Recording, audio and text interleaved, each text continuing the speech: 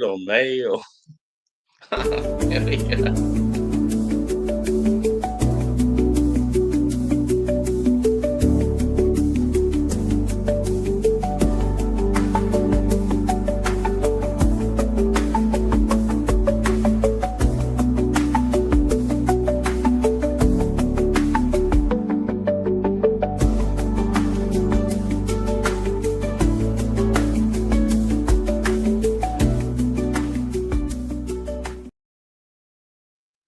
Yeah.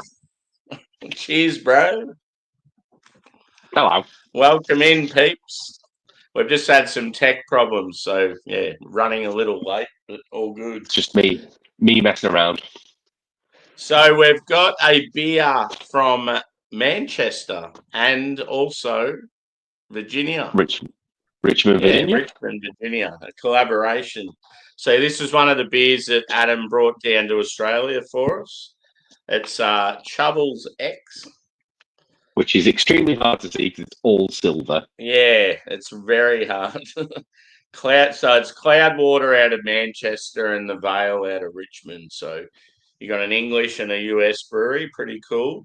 It's an actual series. Like it started off as just an original Chubbles, which was what, about 8%? Yeah, the original Troubles is a double IPA. Yeah, so that came out yonks ago. Yeah, it's always been a triple. So it's Troubles has always been a 10% triple IPA. And we did the Troubles Enhanced, which is a hop bulleted version. Yeah, of the normal Troubles. Then they did a 6%. 10%. Yeah. Then they did a 6% I remember the first time I had it was at an Other Half and Cloudwater tap takeover in Footscray in Melbourne, of all places. And all the owners of the businesses were there, which was pretty cool. It was a massive event. But yeah, this one's obviously the bigger version. And Yes. yeah, very happy to have it because I don't think we've been able to get it here in Australia. We've just had the normal Troubles. First year it's been out. Yeah. Yeah, let's crack into it. It's long overdue, but yeah, it's still relatively fresh. I mean, it's only what 2 or 3 months old. Probably canned in May. It was the end of May.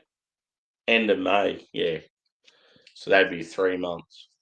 Yeah, literally 3 months and 2 days. Yeah. Cheers to the chat too. We've got so far I've seen Joey and Drewy. Hang on. And Craig, as in not Kent. Craig Molson. You pouring yours now? Yeah. Yeah. Let's do this. What glass have you got? I've got a little mountain culture glass. Just my standard generic TQ. Yeah. Spilt a little bit. Let's give it a Craig tap.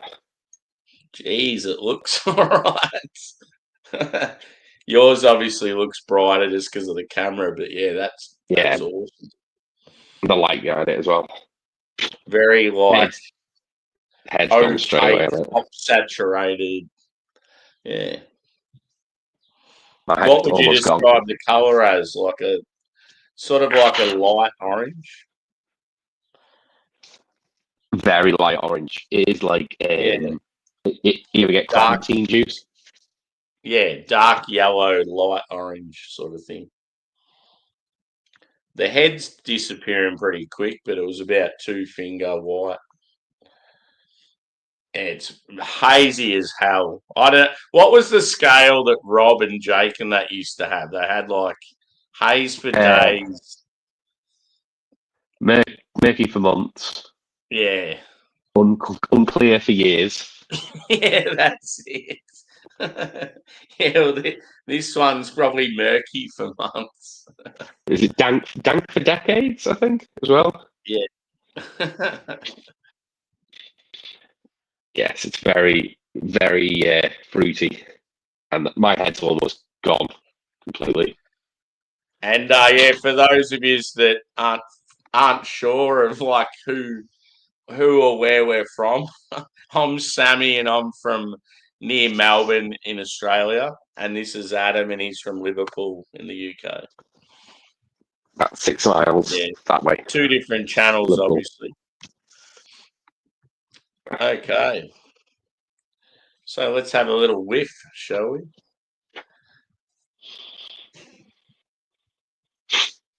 I've had a cold recently, so I'm struggling to. Yeah, I've had real bad hay fever, but I feel all right today. Grapefruit, definitely. Yeah, grapefruit rind. Huge, like bitter, like pithy. Yeah. It's literally like you've taken, when you've done, like you do with oranges, you try and get the rind off. It's like you've done that with a pink grapefruit. I get a little touch of peach. I'm not getting any peach that I say I have the cold. I am getting a bit of spice though, and I don't know if that's the alcohol. Yep. The alcohol warming. No, there is it's almost like it's, you know how you get some tropical fruits that have that bit of spice, like papaya or something like that? That's what I feel like it is. Orange maybe like orange or even mango, possibly.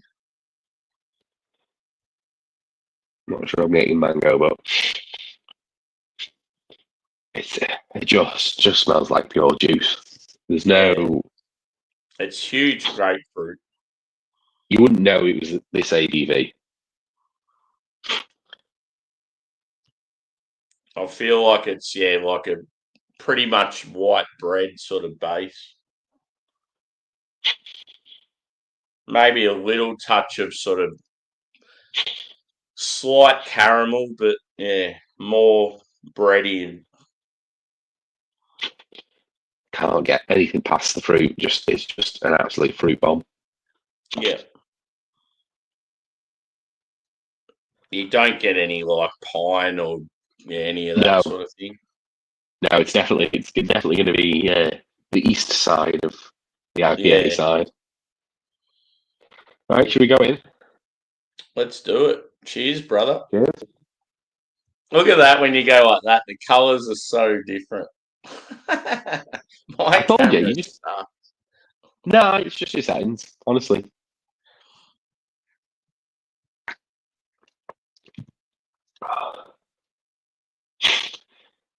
Not as fruity as I thought it was going to be. What was that? Not as fruity as I thought it was going to be. It smells fruitier than it is. Alcohol burn. Big alcohol burn. Yeah, it's definitely got some booze on it. Yeah. Well, warming, I wouldn't say burn. Yeah. It's got that like feel to it when the malt's so big and intense and you get that sort of sweetness. Very sweet. I think that's the hops as well. That's exactly that's why I felt we had to drink it as fresh as possible, because the longer you leave it, it's just going to get maltier and maltier and less hoppy. It is grapefruit though, right at the back end. Just big. Yeah. It's thick as well. That's not that's not an easy. Can't even generate any head at the minute on it. See, if it had sort of a piney, dank character to it, I feel like that would cut through some of the malt sweetness. Possibly. It's really, really, really, really tart on the fruit. Yeah. It's almost bordering towards sour. Yeah. Yeah, you get that tartness. It's like biting through the rind of a grapefruit. Yeah. It's definitely more the peel and the skin than the actual juice inside the fruit itself. Yeah. That's how I sort of look at it. What about sort of like, do you get a slightly, like on the finish, it's got that sort of slight dryness to it with the bitterness? It is making you want to go back for another one. It's Yeah.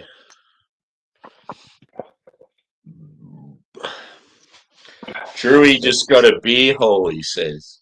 Yeah, I saw it. It came up on my phone. It got a table. Beer hall. Yeah. I saw. Cool. Yeah, we'll be on it, brother. The smell did not smell like a big beer, but you taste it's a big beer. Yeah. Incredibly sticky as well. I smell a tiny amount, and it's very, very sticky.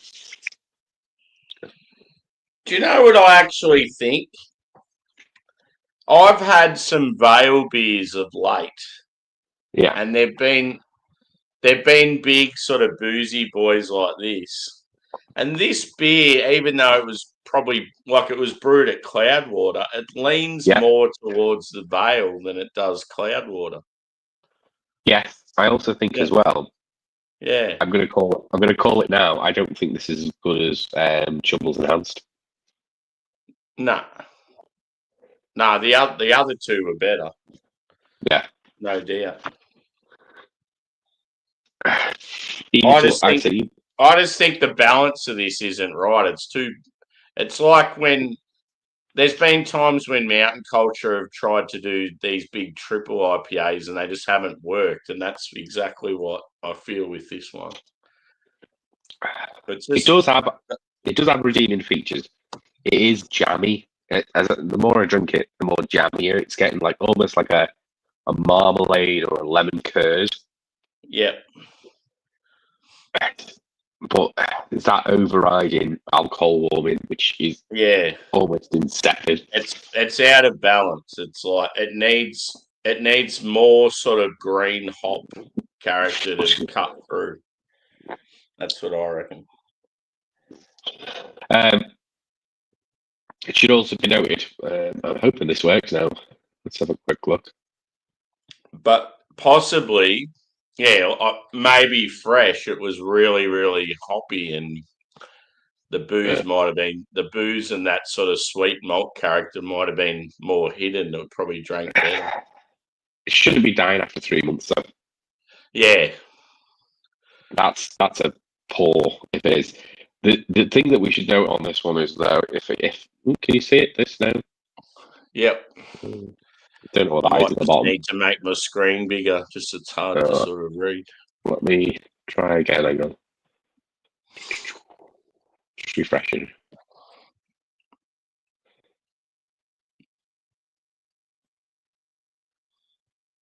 God, it's good knowing that it's Saturday morning and I don't have to go back to work till Monday afternoon.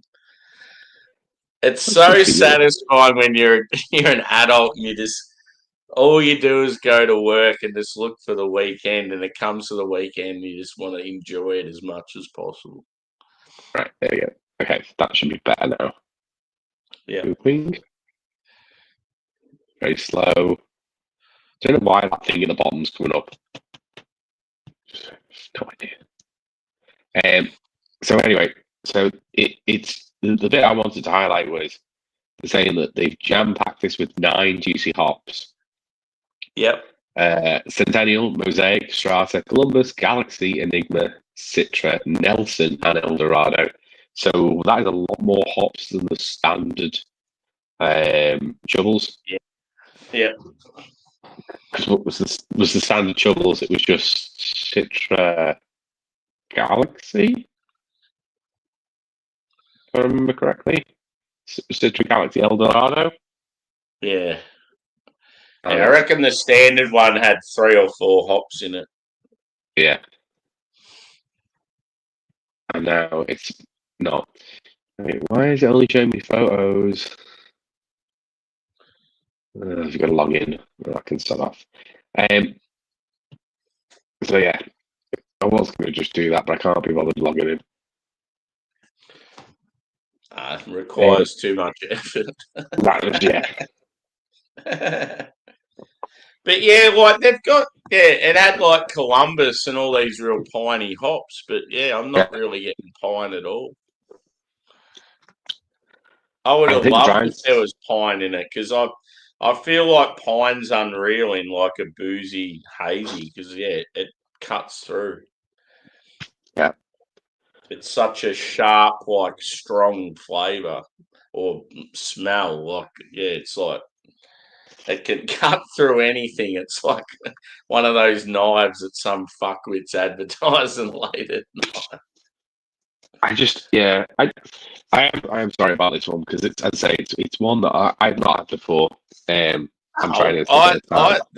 Don't be apologising. It's a beer I really wanted to try. It was good to be able to try all three. I mean, out of the three, this is the less enjoyable one, but I still don't mind it. Like, it's not like it's a shit beer. I also think not they didn't release it this year, but previous years they've done Chubble's 6 degrees north, which Yeah, is the cask version at 6% or 6.2, something like that. yeah. That Wasn't is there a more. year where they did a Chubbles that was like a dark beer or something?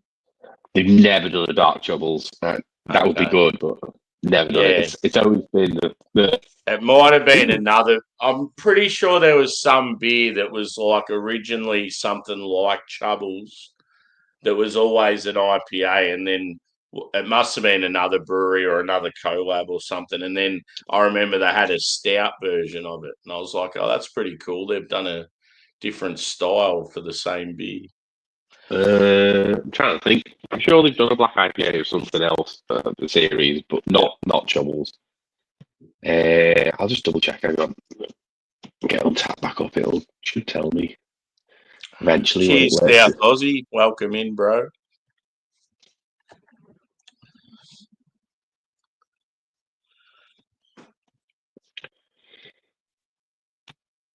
Right. See more beers. Cheers, Yaska. We're doing a beer review either side of the world, brother. So yeah, Adam's based in Liverpool. We've both got the same beer, so it's pretty cool.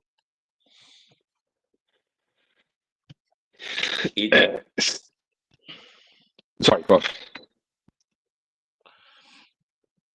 That's the beer we're drinking. Chubbles X by Cloudwater out of Manchester, England, and the Vale out of Richmond, Virginia, USA.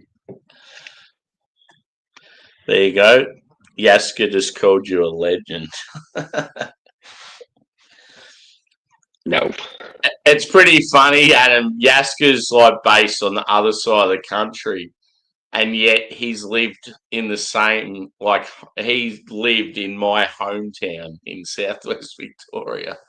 Like he's going, he's pointing out all these places in Warrnambool. I'm like, that's fucking awesome.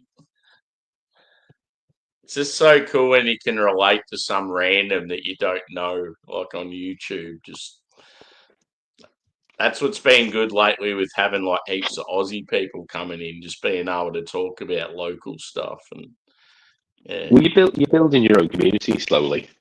Yeah. Which is good. You're becoming the raggy of Australia.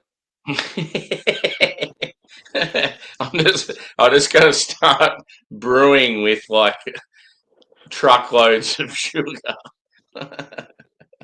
Yeah. What happens is you start with some fruit juice, then you add some turbo wine yeast to get it to 14%, and then what you do is you add another 2 pounds of brewing sugar to get it up to 18%. I could only like some of the stuff he was making. I just can't imagine it being tasty at all. I feel like he'd just hype it up because it's stuff he's made. I reckon No anyone comment. else would try it and just go, "This is fucking putrid." No comment. Exactly.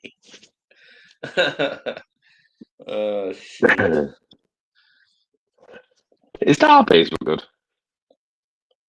He's what? His dark beers were pretty good. Yeah.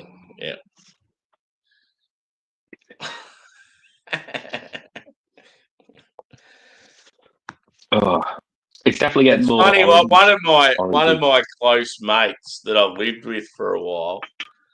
Cheers, Mark. Good to see you, brother. Yeah, it was funny because he started home brewing when we lived together. And I Yeah. remember trying at least 10 beers, and they probably 9 out of the 10 were absolute shit. And then we went our separate ways and were living in different places. I reckon within about 6 months, he'd gone from being a person I thought needed to give up brewing, he was so shit, to all of a sudden having beers going into like restaurants and stuff. Like it just goes to show like persistence pays off. Yeah, you gotta learn a few mistakes. My mate brews as well, and he's getting better. He just struggles getting the ABV up at the minute. Yeah. And Harry's giving him some tips and stuff like that. And he's pushed it up a little bit, but I think it's his kit. I honestly think that's a lot to do with it too. I reckon my mate, he ended up investing in good quality stuff, and he was doing a heap of research, and just out of nowhere, it's just like completely changed. Yeah, Cheers, Josh. Good to see you, bro. He was messing with Verdant yeast and London fog yeast, which is what Remington use. And he was getting really good hazy boys, but he couldn't really go past 5.6. It was like the highest ABV you could get, like 5.6, and then he's like really pushing it. And then Harry's like, if you do this and you do this, and he's like 5.8, and then he couldn't get any further. It's like literally knocked up like 0.2. Because that percentage, it's sort of like in between a pale and an IPA, isn't it? Yeah. Yeah. But he's like calling it an IPA. I'm going, oh, it's a session IPA. It's a session NEPA, that. I like this comment. Someone tells you it's too early to drink, stop talking to them. You don't need that negativity in your life. I'd like to point out it's technically earlier for me. Yeah. This time. So we've done this at a time that suits both of us, but we're both drinking in the morning. Yes. We're gonna say I'm only an hour. I'm only an hour. Was it an hour? An hour 40 into Saturday. And this is another good call. The drummer for Def Leppard only has one arm. What the fuck? Yeah, there would be a lot of people out there though that wouldn't know that. Yeah, it's pretty impressive how he had to like completely change the way he played drums. Yeah, just to keep going. Sorry, old laptop likes to stick. Yeah, spilled a few drinks on it over the years. No, I think it's just been like covered in dust. Yeah. So that it does stick, and sometimes I can. It's not going to let me do it. Okay. Cheers, Disco. Disco, you would certainly not enjoy this beer because it's very pithy, grapefruit heavy. I'll be. Yeah. Disco hates his grapefruit beers, and this is like grapefruit's definitely the most prominent fruit in it. So yeah, we're a bit what would you say? Bit uncertain on this one. Feel like it's a little unbalanced. It's a bit too boozy. It's like it's got a shitload of different hops in it, but the balance is out. Like you're just getting that sort of sweet malt boozy character. If it had sort of more of like a sharp pine or some sort of green hop bitterness to cut through, it'd be a lot better. It's juicy, but it's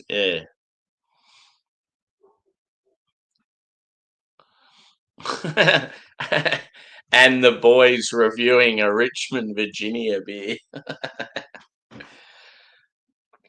So yeah, we feel like the other Chubbles we've had they were good, whereas this one's a bit too much.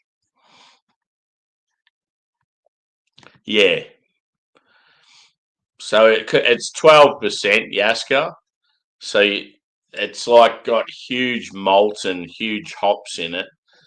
But because the malt's so massive, you're just getting this sort of sweet, like, sweet malty flavour it makes it real boozy. And then because the hops aren't quite up to that same potency, it's like, all you're getting is just this boozy, malty thing you are getting fruit, like pithy grapefruit and that, but it's just not enough to sort of slightly mask it. There you go. if you air drummed Def Leppard with 2 arms, you are a fucking asshole. Surely it's worth you trying to do it with one arm. Get out of the way of that. Yeah, for sure. Ooh, yeah, that's a bit better. Ooh. We do have another beer, but it's clearly not that. Yeah.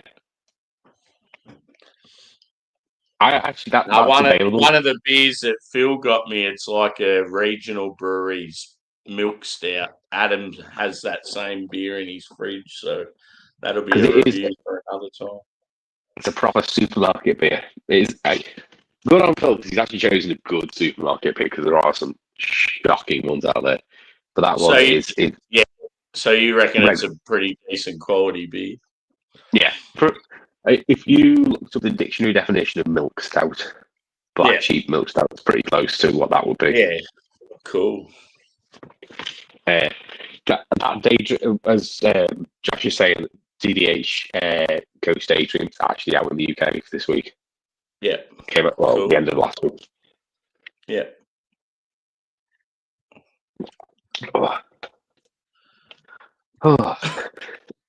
I've done this. This is the end of mine. It's not been a struggle. Yeah, it's not been a struggle, but it's like a. Yeah, see, like I still like. It's like I still don't mind it. Like it's okay. It's just not as good as the others, though. It's just It's one-dimensional. Too multi. Yeah. Me and Josh always talk about with breweries. There's so many breweries that try to do triple IPAs and they just don't get them right. It's just really hard to get that balance right between the malt and the hops. I was a bit of an arsehole to the Cloudwater social media person about this beer because they introduced this as Cloudwater's first quadruple IPA. Yeah. And they have made 2 other quadruple IPAs in the past. Yeah. So I'm just like, no, this is the third one. You made 3. Yeah, see, Josh just said it there. They come off too sweet. Yeah, exactly. Remembering, I think I quite enjoyed the other quadruple IPA that Cloudwater have had. The 3 been out. This is only the 2. I've only had 2 out of 3. I remember the other one being pretty good, and it was I think it was a Green Cheek collab. I actually reviewed it with Matt from Massive Beers, but he decided he didn't like the review and didn't put it on his YouTube channel. We did a duo review of it. Yeah. Because I'm an arsehole. That's why.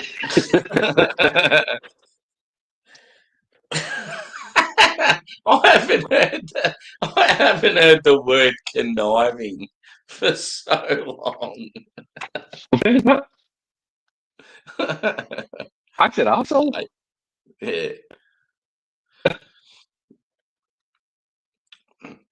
Yeah, that's the thing. Like, I would. I suppose if something went down in a review where, like, you said something harsh, or I don't know, like it was a panel and there was a fight, or there was like too many trolls or something, to be like, yeah, fair enough, delete that. But yeah, if it's just a review of a beer between mates, even if the beer's shit, you'd still put it up. It was recorded. We recorded it. He never put it up. And I was just like, okay. That's We started talking about random other stuff at the end. I think that's possibly why. Yeah. Could have just cut the end off. Yeah. I guess at the end of the day, it's his channel, so we can do whatever the fuck we want. But yeah, it would have been a bit annoying. Like, I'm still waiting for Stephen's notes. Not Stephen, Phil's notes on how he sent it. I think I know how to do it, but I just want to double check. Oh, so he hasn't written back to you? No. Oh. He has been a bit absent the last few days, so yeah, don't take it like even I think he sent me a message and then I think I responded. I don't think I've got a response back, and normally he's pretty good, so I think he's really caught up with this whole this situation with his mother at the moment. There's a bit going on there, so yeah. Oh, I'm trying to move it so that this light is not on me, but I don't think there's anywhere. I've got no movement because the laptop's there. Where's the dog? I haven't heard the dog this morning. He's asleep. Yeah. It's 1 o'clock in the morning. He's asleep. He'd been running around for 3 hours prior. We went out for a meal, came back. That's why. Headphones gone. That's why it's my first beer, because we went for a meal in South Liverpool, and it's really difficult to go from very north Liverpool to very south Liverpool without going via the city centre. You can drive it, but it's like a half an hour drive. But if we went by public transport, it'd be like nearly an hour. Yeah. So I drove it. So I'm not had a beer. When Jamaican, it was really good. Restaurants, unfortunately, closing down. It's just something you don't see in Australia, Jamaican food. Liverpool's got about 3 or 4. Well, it must be just the fact that Jamaica's so far from Australia, you don't really get Jamaican immigrants coming here. It's not exactly close to Liverpool. Yeah, but it's a lot closer to England than what it is here. I suppose so. But yeah, for a Jamaican to come to Australia, that's probably the fucking one of the most furthest distances I reckon ever. I don't know. What about going the other way? Yeah, that's always funny when you think of it like that. It's like, oh, what if you turn around and go the opposite way? Yeah. It's really far if you come that way. Africa and all that. It's say, for me to fly to, say if I was to fly to New York, I feel like it'd be a similar distance both ways. Yeah, but LA, I reckon, would be about 3 hours less. Yeah. LA, you'd go to the Pacific, you'd go over Hawaii and that. Whereas, if you were going to New York, or you're going even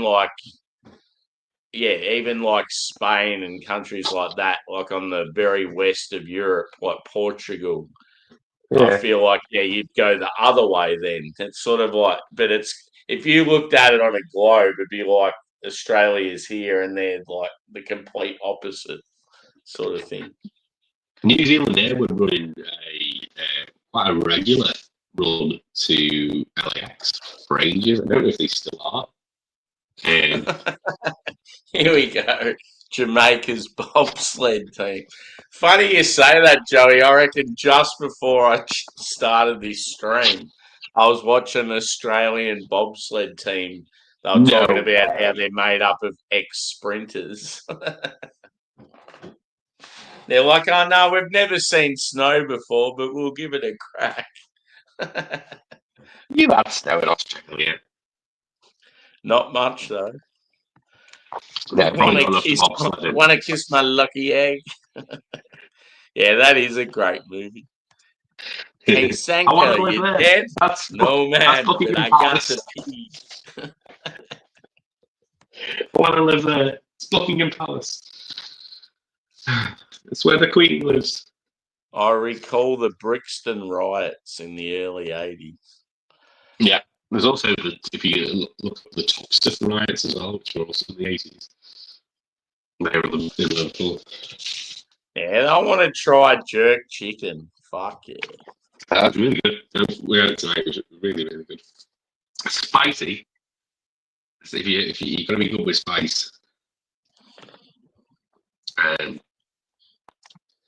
Yeah. Do you get good Indian out there, or is it just like no? Oh, I feel like our Indians definitely decent, but it's just so overpriced. Like, All right.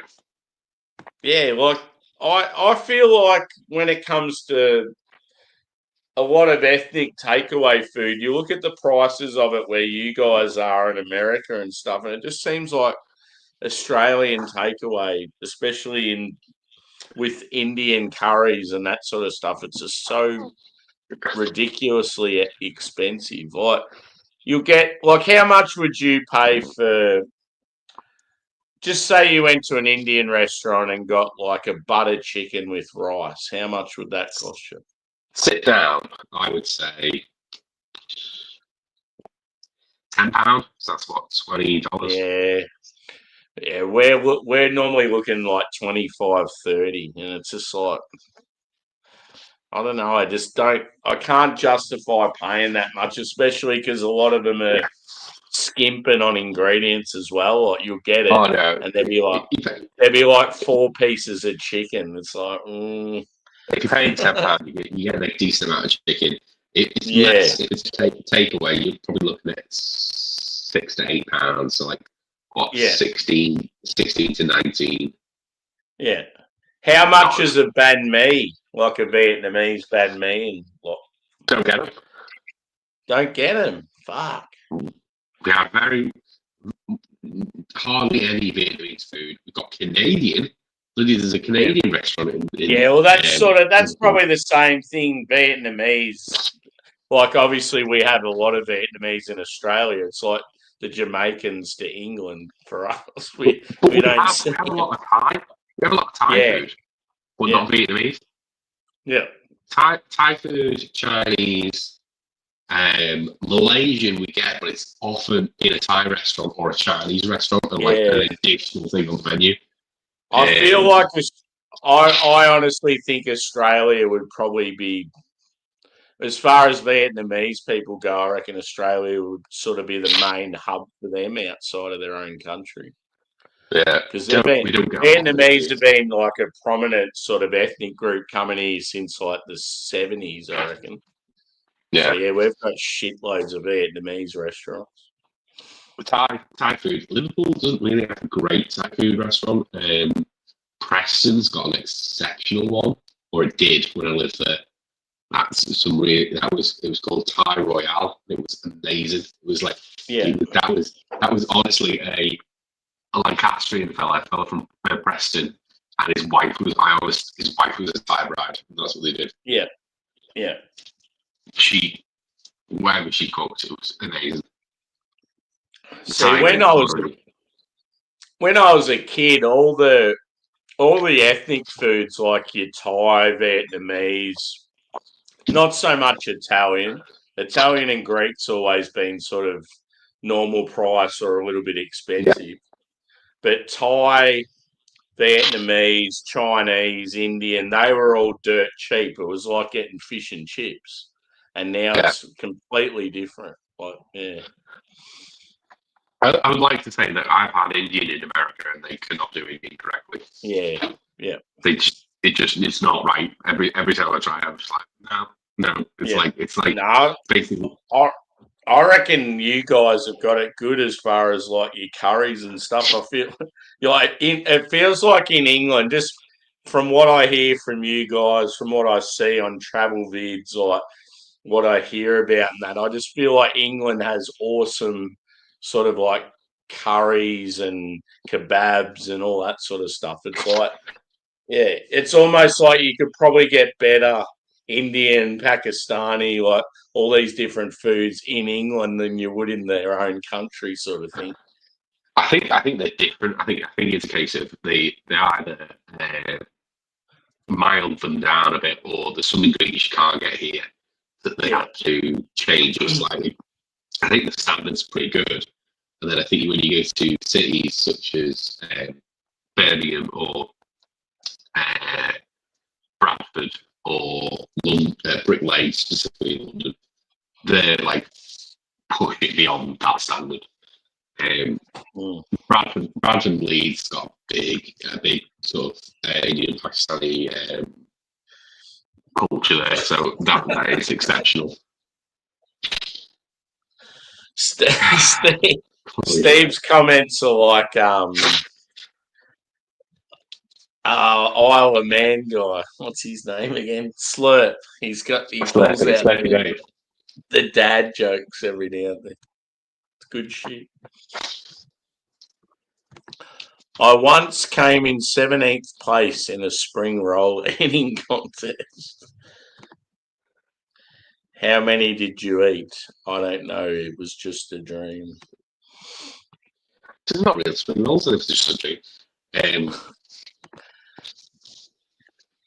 But yeah, I tell you what though, right?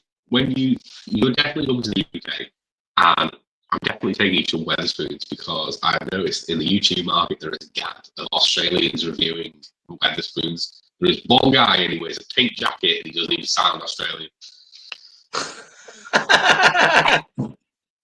Yeah, imagine that. In all honesty, though, if I did like, I don't know, Aussie guy visits a dozen Wetherspoons, it'd probably fucking go nuts on YouTube. Yeah, honestly, there's a massive gap in the market. Yeah. That'd be funny as fuck. Just go through the menu, just like, yeah, because I want to go there though. Like when I hear of like you guys going there and they have those mini beer festivals. I reckon that sounds cool. But I just like I like the sound of being able to get a fucking 10-pound big breakfast and like having a beer at fucking 8 in the morning or some shit. For under £2. For under £2. Well, there's just nowhere like that here. You can't get that sort of like a pint. It's a pint of beer so it's the good, like, so the one that Hugh had the other day was a really good beer, which is Kirkstall's Three Swords, which is probably one of the best extra pales for cask. Yeah. He paid £1.92. So that's what? $3. It's not $4, is it? It's what, $3.90 something? For a pint. It's only 3.8, so it's low. But still, I mean, you wouldn't even be able to get a pint of water for that. I guarantee if you went to a pub here in Australia and ordered a pint of raspberry, like soft drink, I bet you that would cost more than that. What is it? Let's go. Let me grab the calculator. I bet you a pint of raspberry at a pub these days is about $6 or $7 Aussie dollars. It'd be something fucking ridiculous. Oh, easy, yeah. So, he paid £1.92. The exchange rate at the minute is it's just over 2, so it's like 2.01, something like that. So it would be $3.86. Not even $3.90, $3.86 for a pint of a 3.8% extra pale ale.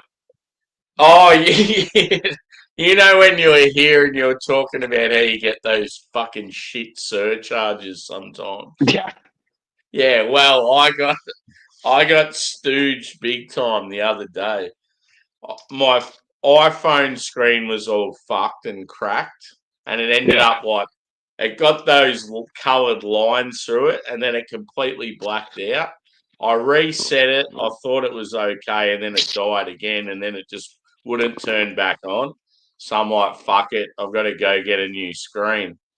I went to the only place in town that gyps you because they've got no competition. Yeah. So I ended up paying it's massive amount of money, but I think it's just what iPhone screens are these days. So it was $300, and that's like to fit it as well. And then I got a screen protector. So I was up for about $330 or some shit. And then it had some random surcharge for paying it by card. But then they didn't accept cash. It's like, what the fuck? And the surcharge was like 2% or something. So you add 2% on $330. It ends up being like $10 sort of thing. Yeah, $7. Yeah, so I was livid. I'm like, I'm not happy about this at all. Honestly, so we get people kick off enough, so you'll get cash machines in the UK. So if you want to withdraw your cash, sometime if it's a supermarket or if it's a proper bank, they don't charge. But if you go to like a random it's in a convenience store, like a corner shop, they'll charge you to draw your own cash out. So it's like £1.90 or I've seen it as high as £2.80, which is ridiculous. Draw out your own money. Yeah, that's ridiculous. And people kick off about that. If they started putting surcharges on card-only restaurants, people would lose their shit in the UK. Here we go. Here's a question for you.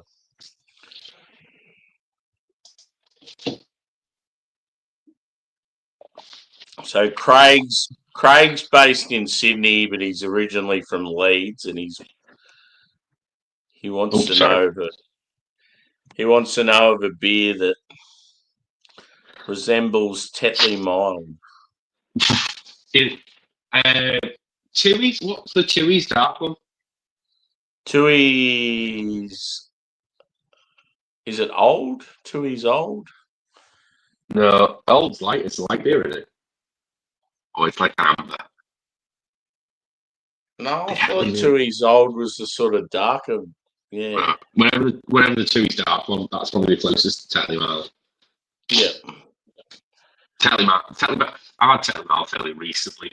And yeah, if he's based, I'll have a look. But if he's based in Sydney, there should be Tooheys old sort of in a lot of places. Is it definitely Tooheys old? Is that the one with the black label? Yeah, I think so. Yeah, that one there.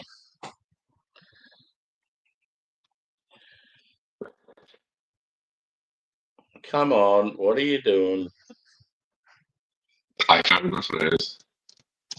Will it be like 10-year-old laptop? We'll see. Yeah. Yeah, see, that doesn't look dark. That looks like it's light in the actual beer. Yeah, it's called the original dark ale. So it's probably based off the beer like that you're talking about. That's one of the closest. It says Tooheys Old is a dark ale produced in Australia by Tooheys. It has been brewed since 1869, and they began bottling it in 1970. 4.4% alcohol,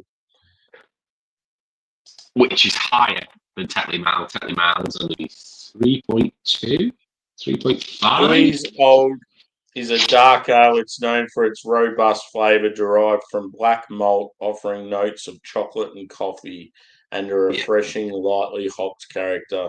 According to some online retailers, it's brewed using top fermentation ale yeast and is a classic Australian beer. Yeah, I'm pretty sure when I had it recently, I really enjoyed it. Yeah, that's probably closest, I would say, that's like readily available. Yeah, give it a go, Craig, and let us know what you think.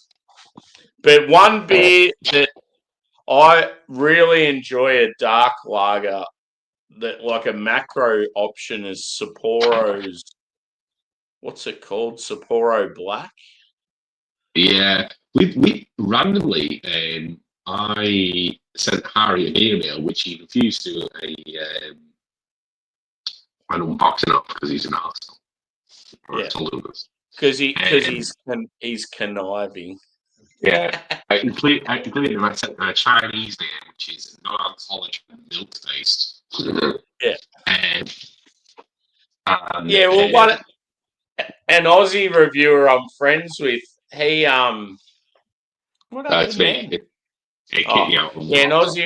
An Aussie reviewer I've sort of become mates with. He recently reviewed a Tsingtao stout. I'm Oh, like, what the fuck? yeah. Chinese stout. Hello. Yeah, well, I said, Harry, a Chinese Belgian wheat beer. Yeah. Yeah, It that'd be cool. came in a litre can bottle. Really? It was a litre, but it was a metal bottle. There's a new Chinese website that's kicked off in the UK, and I was like, oh, what was that? It was cheap as well. It was like literally like, I think it was And like, he's what? Has he only just got it, or? yeah, he only got it on Thursday. Yeah. I can't wait. Hopefully he reviews it. It'll be fun. Oh yeah, he's going to review him.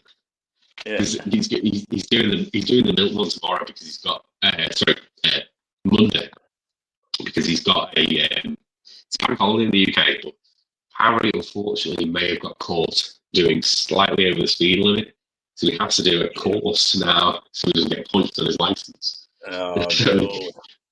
So he's gonna do that because it's not alcoholic. So it's I think it was like 0.3 something like that. Yeah.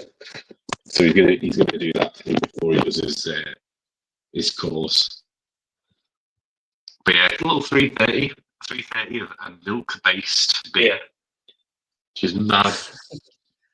And it didn't have to go in the fridge either, because it's like a what's it called? Like a UHT milk.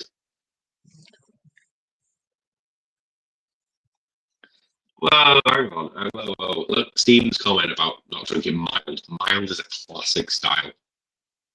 Absolutely classic. Yeah.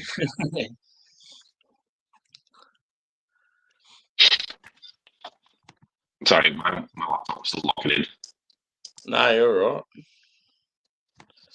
Yeah. Yeah, mild means flavour. It's all about the flavour. It's supposed to be a sessionable.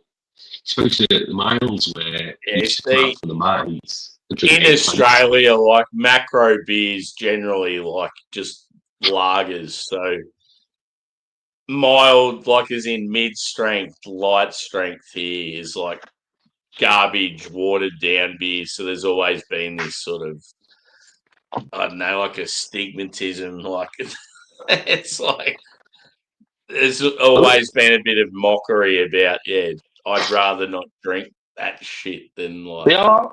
They are generally low ABV. So like, I think the lowest mild is actually a macro mild, which is tenants do. It's actually they call it a stout, but really it's mild.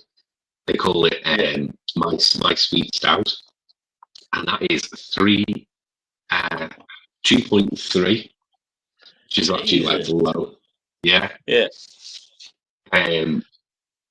But generally milds they're over 3. They're usually like 3%, generally up to about 4.2. And then you get special milds like Sarah Hughes, which is 6% on the nose. And if you look at recently, Thornbridge has done a mild in collaboration with Brooklyn.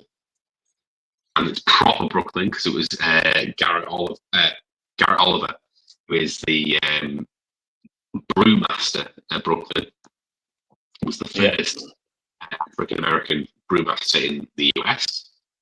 Yeah. He is extremely talented and very knowledgeable man. He came over to the UK for a visit and he brewed on Thornbridge's new kit. They've got their old kit, but their new kit is old, which they bought from Marston's. It's the Union kit. So now all the beers that they brew on that kit it's called From the Union series. So they did a collaboration from the Union series and it's brewed as a mild. I think it's called Strong Mild. I think it's 6.2. I think they exceeded the Sarah Hughes ABV. Mild's never been about the ABV. It's always been about the flavour. So it's be a very accessible drink, even if it's high ABV. It's always cool when you hear of like someone buying someone else's kit, and it's like, oh yeah, they're using their old brewing system. And, The union kit's important because the union kit was like, it's how they used to brew. It's the whole reason why guiles exist. yeah, Because the method of brewing on the union kit, you have to use guiles so that you know how to blend the beer. You have to blend the beer because you can't brew it because it's a historical kit that can't deal with changing ABVs. cheers, baby. She hasn't asked you if you had your dinner yet. I'd be worried if I had my dinner at 11:20 a.m. Thoughts on non-alcoholic beers? Does the taste change, or is it the same? Yeah. I'm often the designated driver. I think it's so I will drink non-alcoholic beers, and it's hard to get them the taste right. There are a few. Guinness 0.0 is one that's extremely close to normal Guinness. It's literally a hair's breadth away. Yeah, I still haven't tried it. I keep forgetting to get the can of it. I see it in our local supermarket now. Like, honestly, if you got it and put it against normal Guinness, I know loads of people have done that on YouTube, but I think just for your own point of view, you can see how close it is. I think it is merely something in the aftertaste is slight difference. Everything else is the same. Yeah. For me, it's like the malt, like just the malt.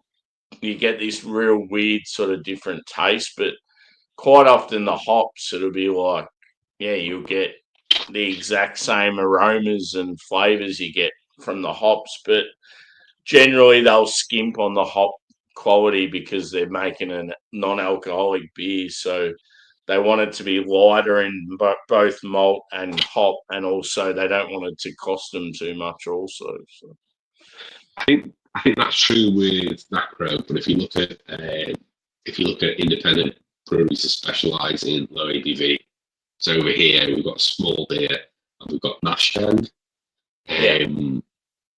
They don't skimp on the hops. It's all like hot water. It's that strong. Because there's a few methods of doing it. Like, so when me and Harry went to BRX, non-alcoholic beer was a massive talk that they did. There's a couple of ways of doing it.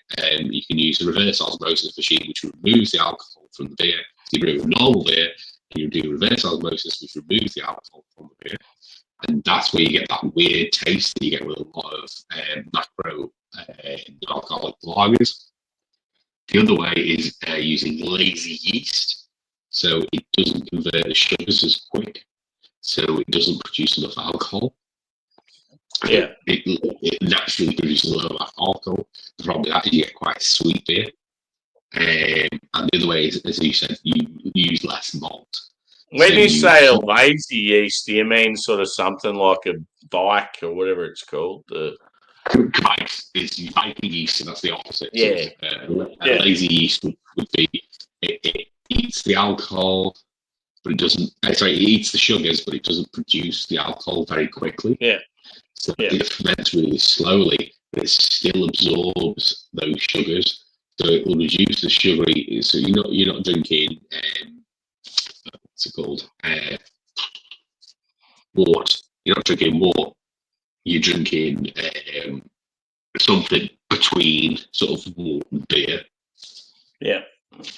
So it's not as sweet, but it's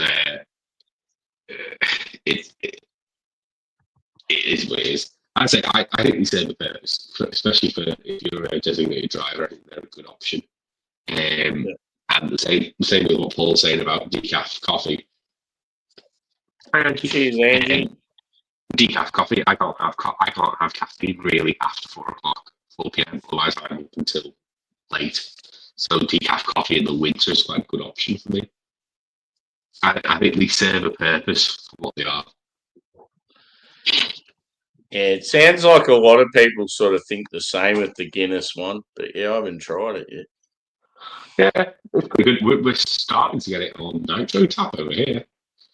They introduced it in Ireland last year, and it starts most of the UK. Yeah. There you go. There's the question for you. I did actually. Do you know what I had? I had a big, strong coffee and spaghetti on toast. Spaghetti for breakfast. Yep. Psychopath. You know the tin spaghetti? Do you guys get Yeah. tin spaghetti like tin baked Yeah, but I beans? don't have it for breakfast. Yeah, no, we It have might it. be- You either have, if you're going to have baked beans or spaghetti, you have it for breakfast. It's like a lunchtime thing. No, it could be lunch as well, but certainly not really a dinner thing. If I had baked beans, I would have went baked beans, but I had spaghetti. That's all that was left in the cupboard. I like it with baked beans and sausage in a tin for breakfast. That's all right. Yeah. That's Yeah. what I was for. Oh, it was fucking good. This I've two actually pieces of white toast, heap of butter, and just smash the spaghetti on top, and then fuck yeah. I've got bacon for the morning. Cheers, Paul, brother. Finally got home, cracked open an Imperial IPA. Ooh.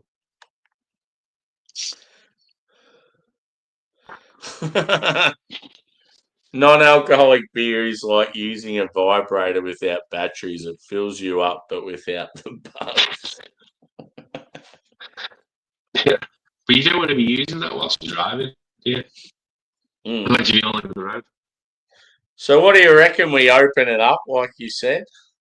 Just send out the invites to a few and see where we go from there.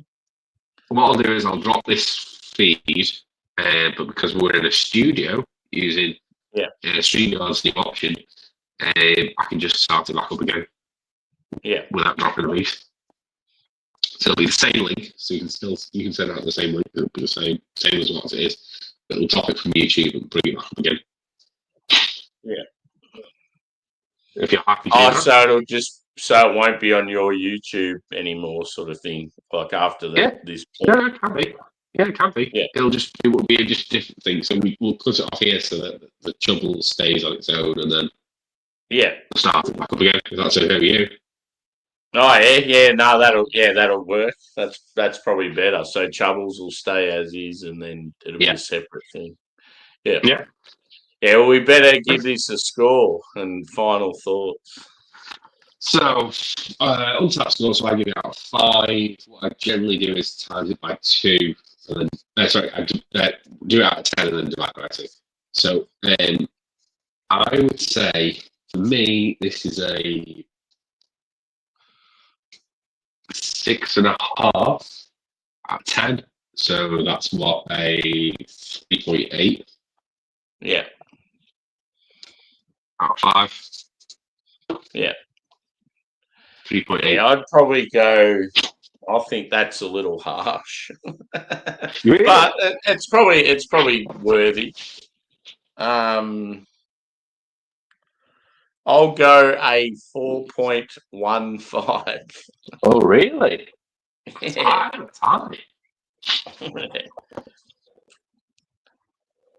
So yeah, it's like I don't know.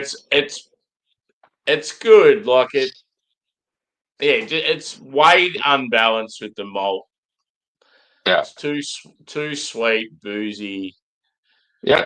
Now I'm going to say 4.2 actually, because I think there's potential there. 3.8. I think they missed the mark. I think the other I ones think quite often with beers, I'm normally like a half ahead of what you say, so it's probably about what I would have thought. I can be quite generous with scores at times. I only give 1 to 2 5s out a year, so I think that's I think I'm going to say 4.2. Oh, I actually liked the pithiness of the fruit. yes. And like it's like a smooth, creamy sort of mouthfeel. It definitely had potential. There was just certain things that let it down. So it's like I can't be too sort of harsh.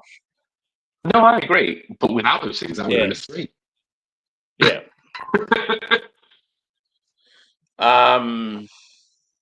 Yeah, I honestly feel like if it had because it had Columbus and a few pine forward hops. If that yeah, exactly. If that pine had like shone through and like it would have actually worked. But yeah, it was just all citrus, pithy fruit. So yeah. But yeah. Have we missed any? I'm going to ask that question. Evie goes, is that Craig? Yes, I'm no. Craig. No, this is Adam from Adam. Adam's known as Mersey Beers. He's from Liverpool. Craig. I'm Craig. I'm Ken from Craig Beer Reviews. That's what it is. So yeah, me and Adam have actually met in real life, Evie. He was the first YouTuber or beer tuber, shall I say, that we met. So yeah, we're going to if everyone stays, they're going to be still on the same thing, aren't they? Yeah, it'll appear back on the same channels. So my channel, your channel, it'll appear back up again. Yeah. Probably about 5 minutes, if that. I'm going to get another drink. Cool. Yeah. Yeah, so we're going to wrap up the actual beer review here, and then we're going to continue on and, maybe have some mates up here with us drinking and chilling and talking shit. So hang around, stand by. And thanks for watching. Hit the like button. If you're not already subscribed to Adam at Mercy Beers, Do not show subscribe. him some love. If you are subscribed, unsubscribe immediately because it's not worth your time. But yeah, we'll wrap it up and we'll be back soon.